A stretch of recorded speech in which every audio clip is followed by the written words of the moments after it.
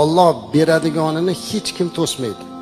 Mana shuni o'qigan bir inson, men Alloh agar xohlamasam qanday qilib menga rizqni beradi? Men Allohning rizqini olmayman deb sahroga chiqib ketibdi.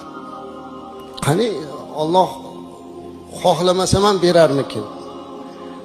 Sahroga chiqib yotyapti.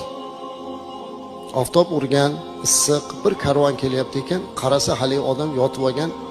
Karvon boshiga kelib bittasi aytibdiki, bir odam sahroda yotibdi, quyosh uribdi chog'i.